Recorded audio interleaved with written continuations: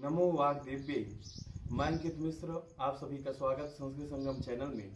हम लोग UGC net व्याकरण के इकाई में वैयाकरण कारक प्रकरण का अध्ययन कर रहे थे। कुछ दिनों से किसी कारण से हमारा पाठ रुक गया था, अर्थात मेरे को लगता है 10-15 दिन से व्याकरण से संबंधित या फिर आप कहिए यूजीसी नेट से संबंधित कोई वीडियो नहीं पड़ी थी।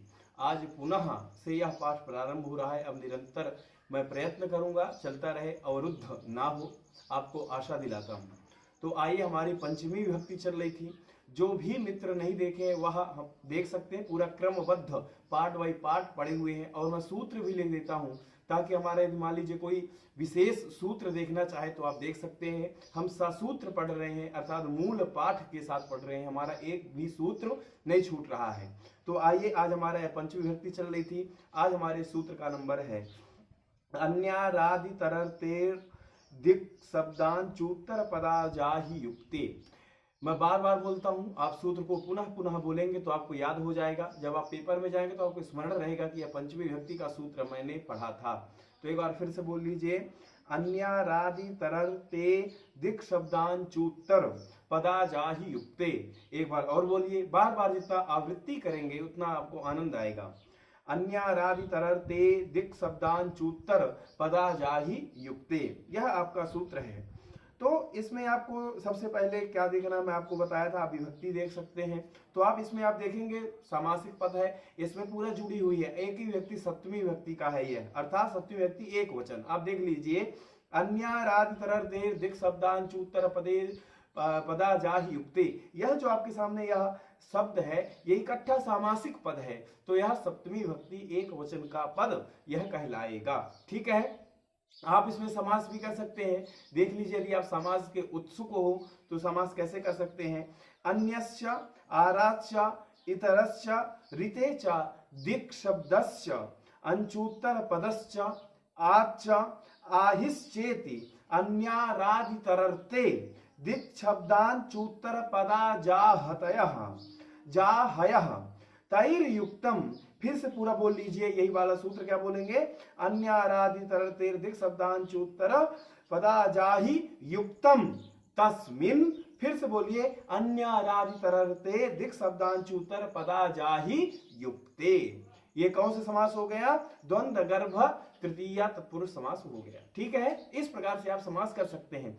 आप समास करना यदि आप एक बार जान जाए ना पद को कैसे, अब देखिए कोई मैंने अलग विधि नहीं लगाते हैं, जो नियम है वही समास में लगाना है। देखिए जैसे इसमें शब्द जुड़े हुए हैं तो आपको इसमें क्या करना होता है, अलग अलग करना होता है। ठीक है, अब देखिए आप समास भी कर लिए, आपको पता चल गया। अब हम लोग इसका अर्थ देखते हैं। अन्य, सबसे पहले देखिए आपके सूत्र में लिखा हुआ है, सूत्र के हिसाब से चल रहे हैं। अन्यरादि, तो देखिए अन्य आरात, अन्य से आप समझते हैं अन्य का मतलब होता है भिन्न। ठीक है, अन्य मतलब दूसरा। फिर आरात, आरात का अर्थ क्या होता है, यदि आप वहां पर देखेंगे अमर कोश में तो दिया हुआ है आरात दूर समीपयोः, अर्थात जो आरात शब्द का अर्थ है दूर और समीप अर्थ में होता है। ठीक है, ये कहां पर दिया हुआ है, अमर कोश यदि आप देखते हैं, आरात दूर समीपयोः, अमर कोश में ऐसा मिलता है।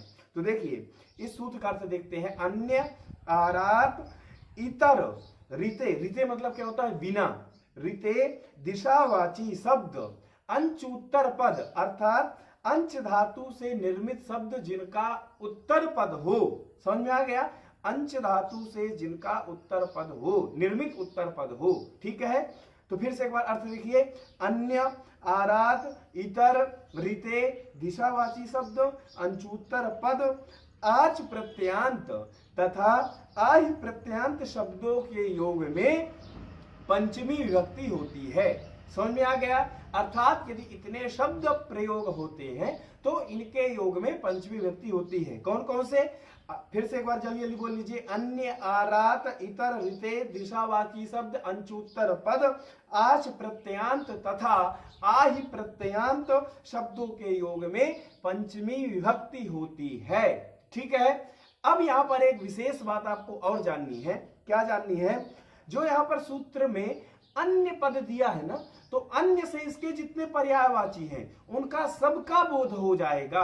जैसे फॉर एग्जाम्पल, अन्य से अन्य, भिन्न, इतर, पर, ठीक है, आदि अन्य के पर्यायवाची शब्दों का बोध हो जाएगा। अर्थात जो सूत्र में अन्य दिया तो केवल वहां पर अन्य शब्द नहीं लेना है, जितने भी उसके शब्द पर्यायवाची आते हैं जैसे भिन्न हो गया, इतर हो गया, यह सब हम प्रयोग कर सकते हैं और उनके योग में कौन सी विभक्ति होगी? पंचमी विभक्ति होगी। ठीक है। अब यहाँ पर एक प्रश्न उठ सकता है, आपके वृत्ति में भी नीचे दिया है कि यहाँ पर अन्यार्थक में इतर शब्द भी आ जाता है, अर्थात जो अन्य शुरू में कहा है तो इतर अर्थ भी आ जाता है, परंतु इसका इतर ग्रहण अलग से क्यों किया? जब इतर अर्थ अन्य पद से आ गया है तो इतर सूत्र में अलग से क्यों किया, अर्थात पृथक ग्रहण क्यों किया? ठीक है। तो उसके लिए फिर देखिए वृत्ति में ही आपके मूल में देखिए, एक बार वृत्ति पढ़िए शुरू से, देखिए आ जाएगा है। एतैर योगे पंचमी स्यात्, जो मैंने अर्थात जो शब्द मैंने गिना दिया तो इनके योग में पंचमी होती है। और स्यात् क्यों प्रयोग करते हैं? जो मेरी वीडियो देखे होंगे शुरू से तो मैं उसे चाहूंगा आप कमेंट जरूर करिए, तो मुझे लगेगा कि आप मेरी वीडियो देखे हैं कि स्यात् क्यों प्रयोग करते हैं, भवति क्यों नहीं प्रयोग करते हैं, भूयात क्यों नहीं प्रयोग करते, आखिरकार स्यात् ही क्यों प्रयोग करते हैं? यह आपसे मेरा प्रश्न है जो भी वीडियो देखते हैं, और मैं इसका बता चुका हूं अपने वीडियो में, इसलिए मेरा हक है कि मैं आपसे प्रश्न करता हूं। ठीक है। तो एतैर योगे पंचमी स्यात्, इनके योग में पंचमी होती है। अन्यर्थ ग्रहणम, अर्थात अन्य अर्थ का ग्रहण इससे हो जाता है। इतर ग्रहण प्रपंचार्थम, यहाँ पर ये क्या कहा कि अन्य अर्थ से भी इतर अर्थ ग्रहण हो जाता है। देखिए यहाँ पर संधि कर दी थी, अन्य ये दिया ना, अन्यत्यर्थ ग्रहणम, अर्थात अन्य अर्थ से इतर अर्थ का भी ग्रहण हो जाता है, परंतु इतर सूत्र में फिर क्यों कहा? तो उसके लिए वृत्ति में लिखते हैं इतर ग्रहणम प्रपंचार्थम, जो इतर ग्रहण किया गया है वह प्रपंच के लिए कहा गया है। अब उसका आगे बताएंगे प्रयोजन क्या है इतर का। ठीक है, हम एकदम मूल के हिसाब से चल रहे हैं, जो मूल में बताया जा रहा है वही है। अब देखिए इसका उदाहरण देते हैं। देखिए मूल में क्या दिया हुआ है, अन्यो भिन्न इतरो वा कृष्णा, अर्थात कृष्ण से भिन्न। देखिए अन्य से इतर भी आ गया और भिन्न भी आ गया, अर्थात जो अन्य का अर्थ है वही भिन्न का अर्थ है और वही इतर का अर्थ है। तो क्या हुआ? कृष्ण से भिन्न। यहां अन्यार्थक अन्य आदि के योग में कृष्ण शब्द से इस सूत्र से पंचमी विभक्ति आपकी हो गई। तो देखिए ना, कृष्णात, कृष्णात में कौन सी विभक्ति है? पंचमी विभक्ति है। क्यों पंचमी विभक्ति है भैया?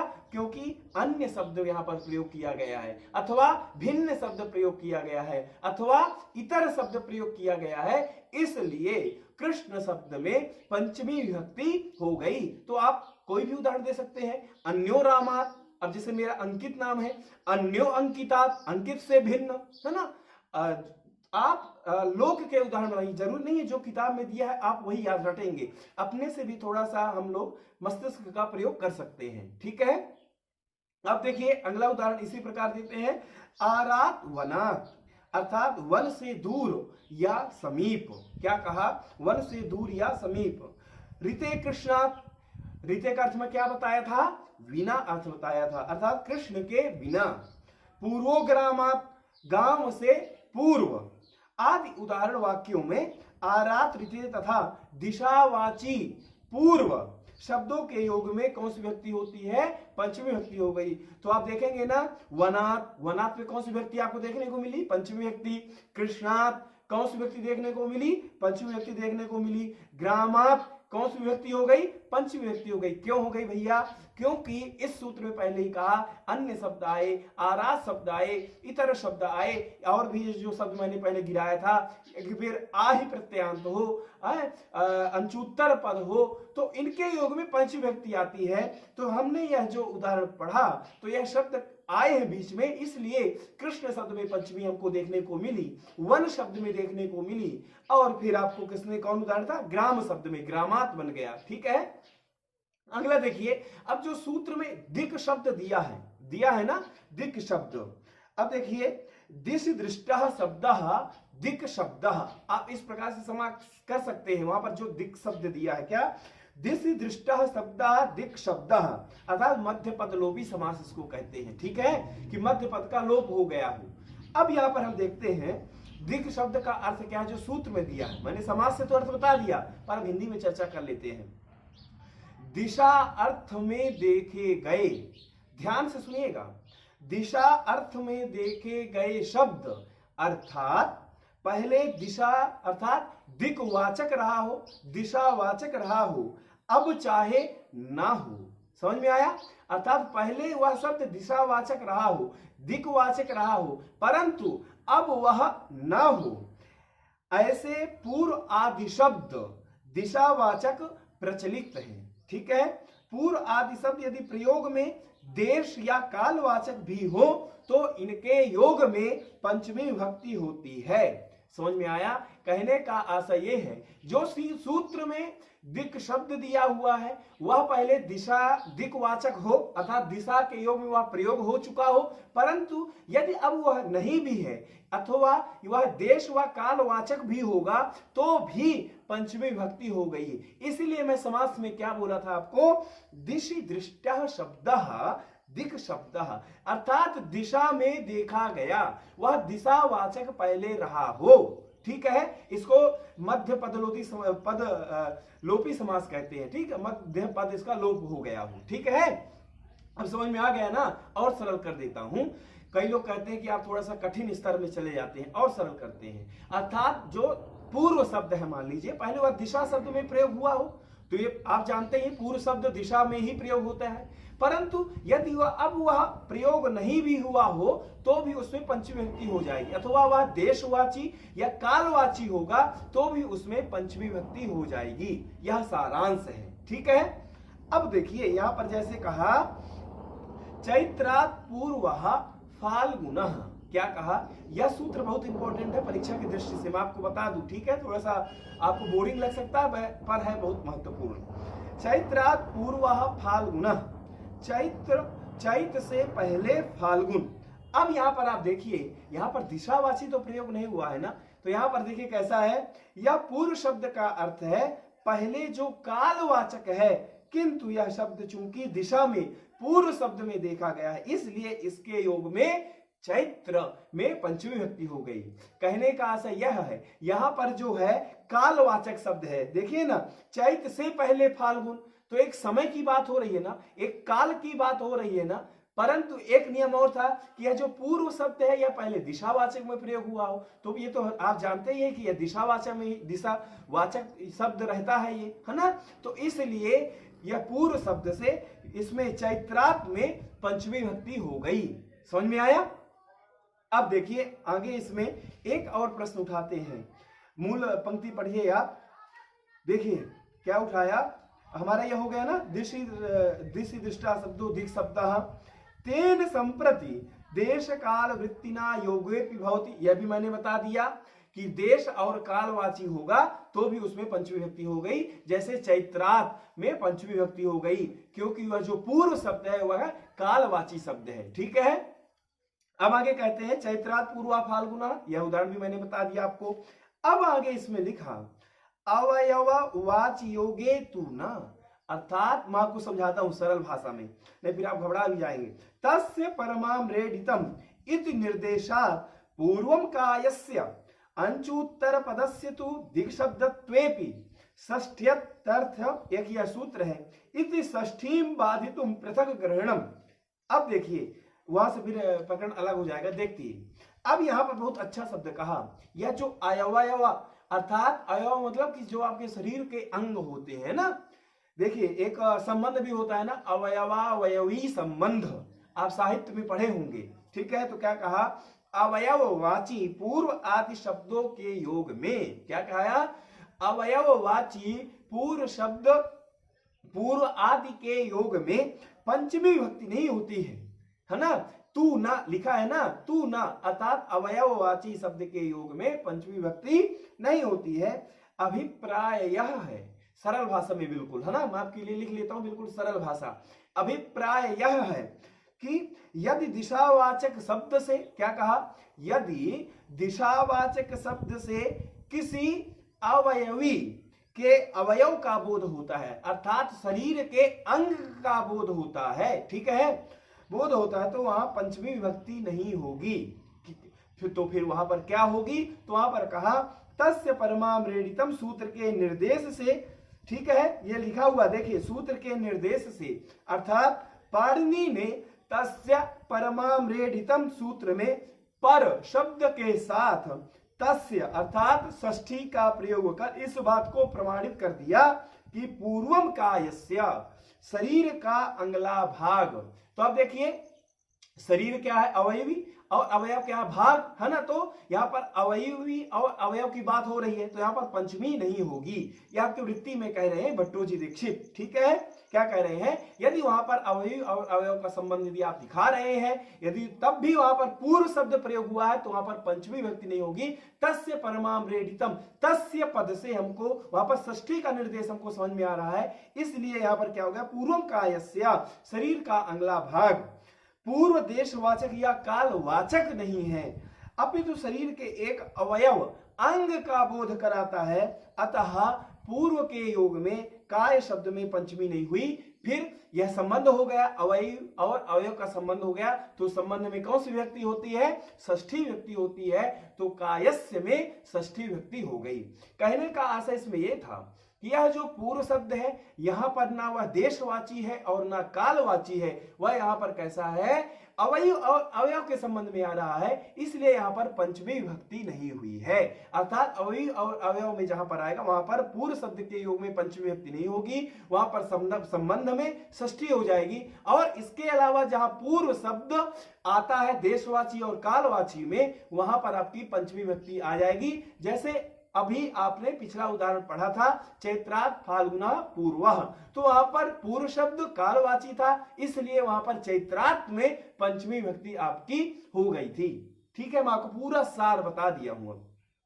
अब देखिए आगे, देखिए आगे इसमें क्या कहा आपकी वृत्ति में, अंचुत्तर पदस्य तु दिग शब्द स्वेत, ये लिखा हुआ है ना, दिग शब्द त्वेपि षष्ठ्यर्थ षष्ठ। अब इसको हम अच्छे से पढ़ेंगे, एक एक इसके बहुत शब्द महत्वपूर्ण है। ठीक है, तो देखिए यहाँ पर क्या कहा, जिन शब्दों के अंचुत्तर पद में अंचु धातु हो उन्हें अंचुत्तर पद कहते हैं। पहले आपको यह समझना है ना कि अंचुत्तर पद होता क्या है। तो क्या कहें, जिन शब्दों के योग में अर्थात उत्तर पद में अंचु धातु हो उसको अंचुत्तर पद कहते हैं। जैसे फॉर एग्जाम्पल प्राक, प्रत्यक आदि शब्द यह अंचु धातु से बने हैं। कौन से धातु से बने हैं?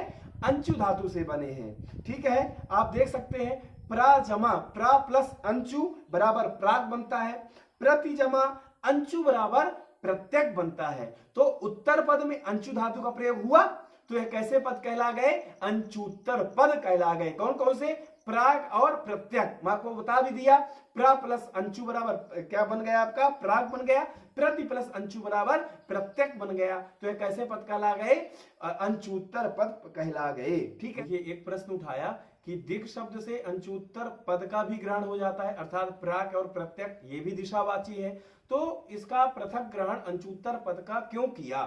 तो आपके किताब में आधा ही सूत्र लिखा हुआ है, आप पूरा सूत्र लिख सकते हैं, मैं भी बोल रहा हूं। देखिए, षष्ठ्यत सर्थ प्रत्ययेन, ये सूत्र है। अर्थात इस सूत्र से प्राप्त षष्ठी का बाध करने के लिए किया गया है। यह अंचुत्तर पद पृथक ग्रहण क्यों किया गया है, आपसे कोई पूछ सकता है, तो आप उसको क्या बताएंगे?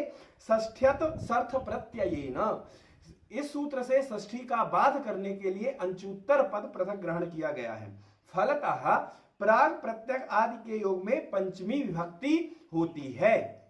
प्राग प्रत्यक हुआ ग्रामात, देखिए ग्रामात में पंचमी विभक्ति हो गई। क्यों हो गई? क्योंकि प्राग और प्रत्यक शब्द प्रयोग किया गया है। ठीक है, इसका अर्थ क्या हो गया? गांव से पूर्व या पश्चिम। यहां अंचुत्तर पद प्राग तथा प्रत्यक शब्दों के योग में ग्राम में पंचमी विभक्ति हुई है। तो आपको समझ में आ गया ना कि दिक् शब्द से अंचुत्तर पद का बोध हो रहा था, परंतु पृथक ग्रहण क्यों किया गया? क्योंकि षष्ठ्यत सर्थ प्रत्ययेन सूत्र से षष्ठी का बाध करने के लिए अंचुत्तर पद का पृथक ग्रहण किया गया है।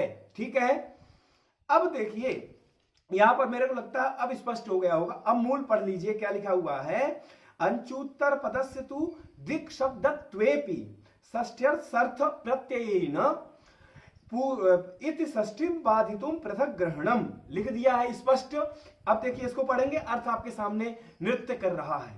अंचुत्तर पद तो दिक् शब्द से भी बोध हो जाता है, तो फिर क्यों प्रयोग किया गया? तो इसमें लिख दिया षष्ठ्य सर्थ प्रत्ययेन इति षष्ठीम बाधितुम, इस सूत्र से षष्ठी का बाध करने के लिए पृथक ग्रहणम, पृथक ग्रहण किया गया है। प्राग प्रत्यक व ग्रामाद, प्राग और प्रत्यक है ना, ग्रामाद क्या, गांव से पूर्व या पश्चिम। तो देखिए इसके योग में ग्रामात में पंचमी विभक्ति आपकी हो गई। अब आगे क्या लिखा इसमें, आज, अब आज का उदाहरण बता रहे हैं दक्षिणा ग्रामात, फिर आही का उदाहरण बता रहे हैं दक्षिणा ही ग्रामात। फिर देखिए अब इसमें हम लोग देखते हैं क्या, दक्षिणा ग्रामात, ये किसका उदाहरण बताया? आज का उदाहरण बताया है ना, आज प्रत्यय था ना। तो यहां पर देखिए, यहां दक्षिण शब्द से क्या है, यहां दक्षिण शब्द से अदूर, समीप अर्थ में दक्षिणादाच से आच प्रत्यय होकर दक्षिण प्लस आच दक्षिणा शब्द बना है। फिर से सुन लीजिए, यह शब्द भी आपका बहुत महत्वपूर्ण है ना। आच धातु का उदाहरण बता रहे हैं, क्या उदाहरण बताया? आज प्रत्यय का सॉरी उदाहरण बता रहे हैं दक्षिणा ग्रामात, गांव से दक्षिण।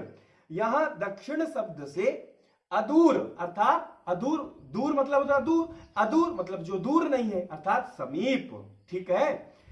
अर्थ में दक्षिणादाच यह सूत्र है, इस सूत्र से आच प्रत्यय होकर दक्षिण प्लस आच से दक्षिणा शब्द बना है। अतः दक्षिणा इस आच प्रत्ययांत शब्द के योग में ग्राम में पंचमी विभक्ति हो गई, तो आपका क्या बना?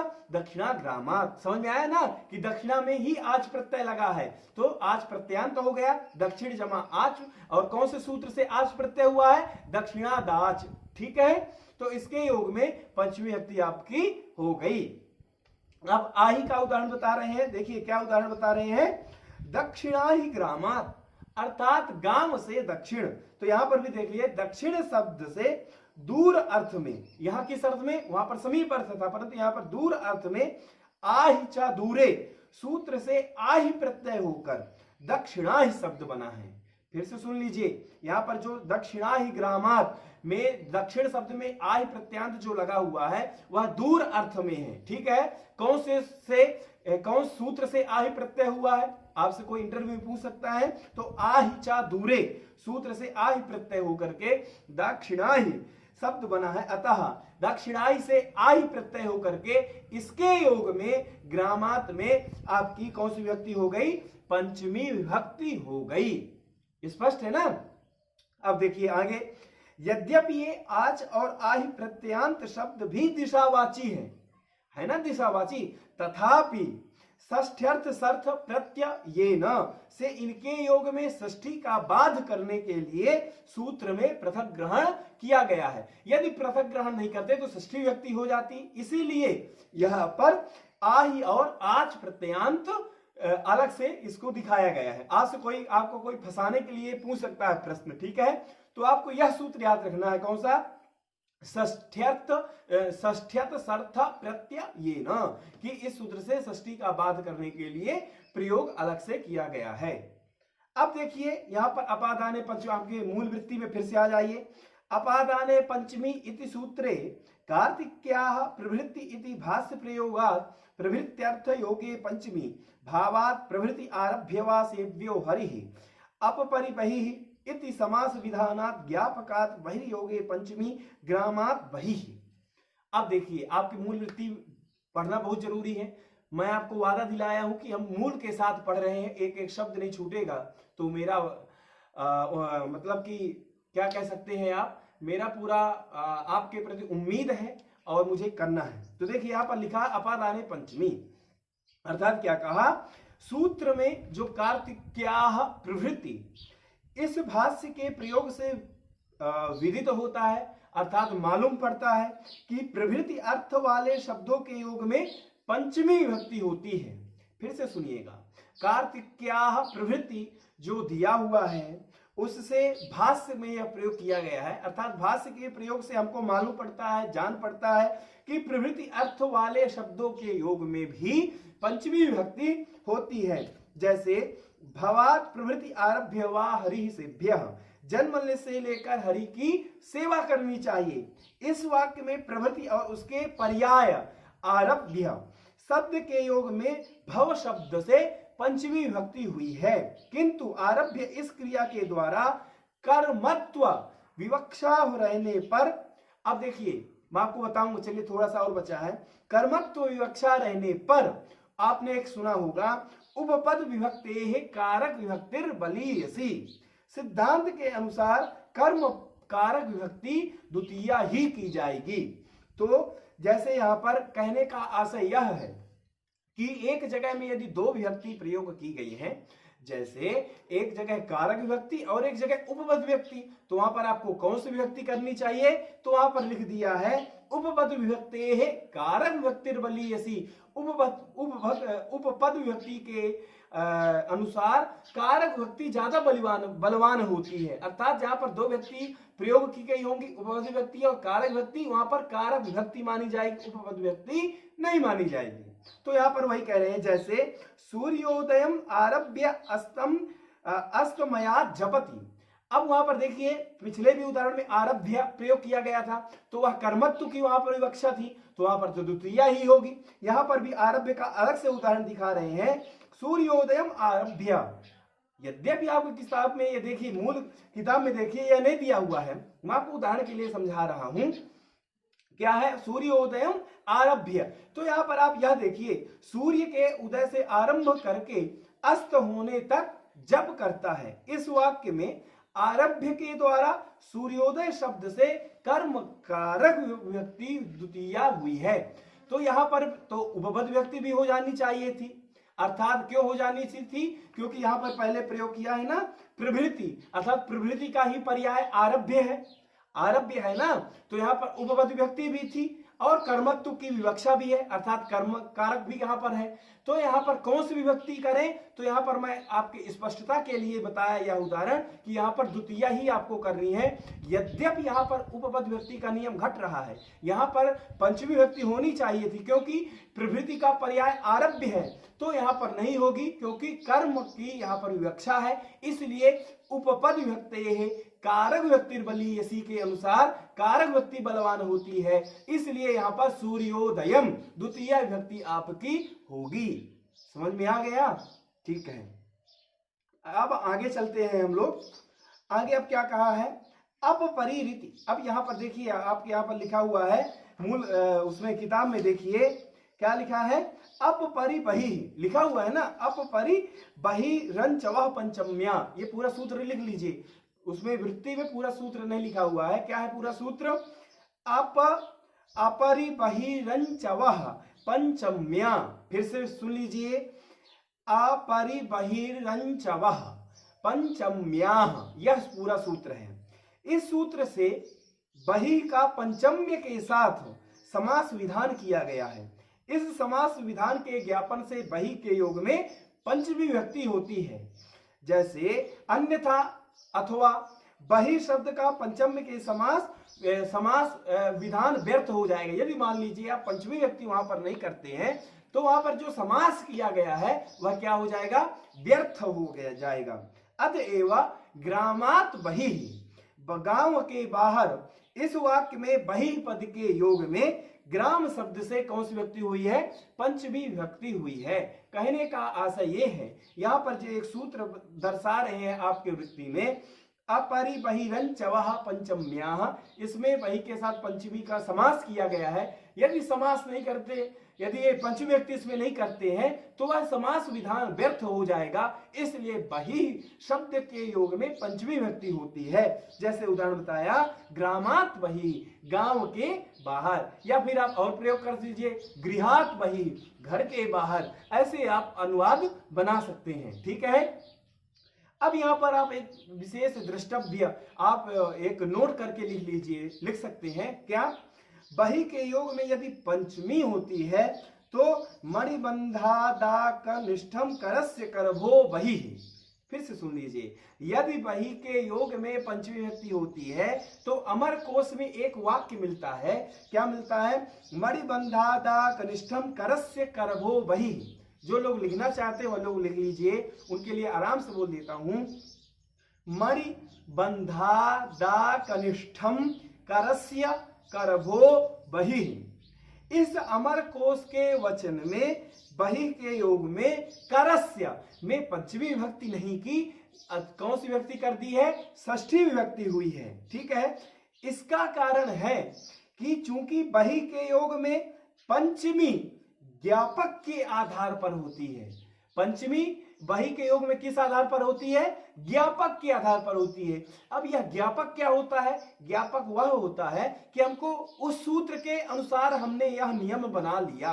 हम उस सूत्र में यदि कोई वाक्य प्रयोग हुआ तो उसके अनुसार हमने देख लिया कि उस सूत्र में बही के योग में पंचमी प्रयोग हुई है, तो हमने हर जगह पंचमी प्रयोग करनी है। तो वह कैसी विभक्ति हो गई? ज्ञापक उसको विभक्ति कहते हैं। ठीक है, हमने वहां से जान करके ऐसा बना लिया। समझ गए? तो वहां पर क्या कहा?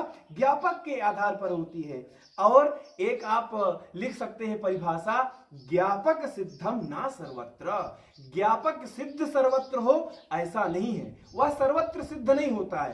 कहीं पर आपको वहां उस तरह की कंडीशन देखने को मिलेगी, अर्थात कहीं पर बही के योग में पंचमी देखने को आपको मिलेगी और कहीं पर आपको पंचमी देखने को नहीं मिलेगी।